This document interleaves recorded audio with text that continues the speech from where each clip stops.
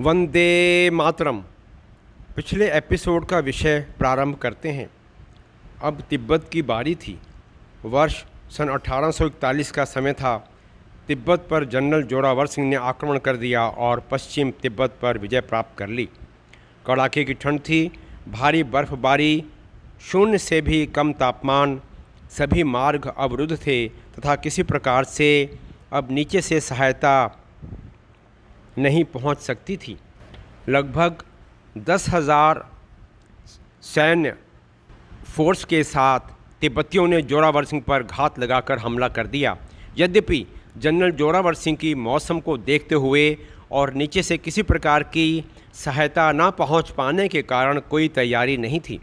General Zorawar Singh ने युद्ध के मैदान में सीमित सैनिकों के साथ 3 दिन तक तिब्बतियों की भारी फोर्स के साथ ज़बरदस्त युद्ध लड़ा और युद्ध के मैदान में जनरल जोरावर सिंह के कंधे पर गोली लगी और वे घोड़े से नीचे गिर गए।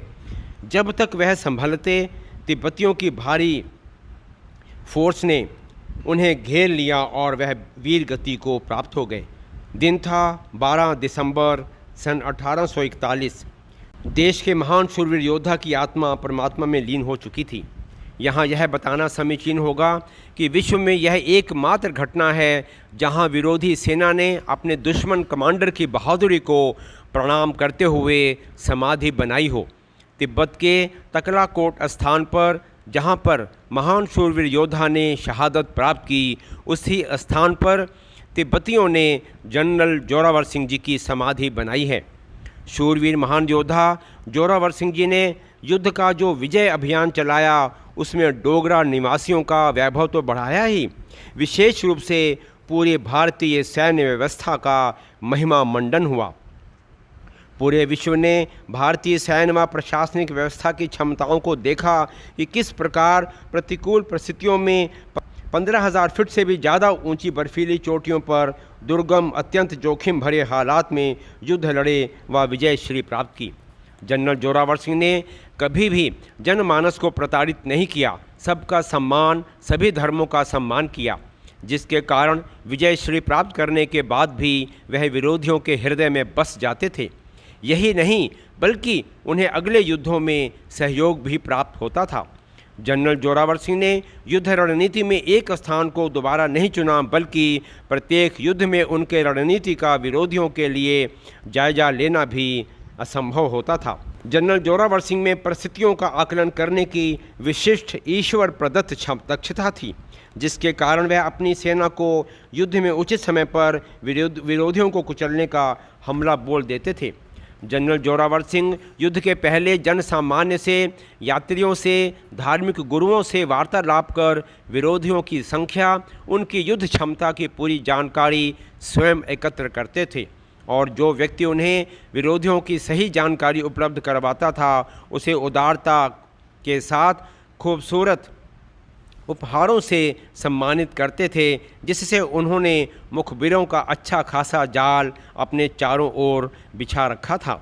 जनरल जोरावर सिंह के प्रत्येक सैनिक के पास 50 हथगोले, 10 पाउंड तोप चार्ज करने के गोले व इसके अतिरिक्त प्रत्येक सैनिक के पास तलवार, कटार, बर्छा व कवच होता था। जनरल जोरावर सिंह युद्ध में 3 प्रकार की बंदूकों का इस्तेमाल करते थे: लाइट गन, फील्ड गन एवं garrison gun. General Zorawar Singh के सैनिकों को राशन और गोला बारूद भी स्वयं पीठ पर ढोना होता था। एक स्थान से दूसरे स्थान को प्रस्थान करने पर प्रत्येक सैनिक को चमड़े के बैग में 20 किलोग्राम राशन, चना, गुड़ इत्यादि भी साथ में रखना होता था।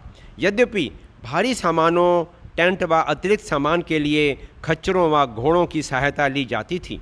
जनरल जोरावर सिंह साधारण, धार्मिक व सरल चरित्र के व्यक्ति थे। वह दयालु परंतु अपने निर्णय में अडिग थे।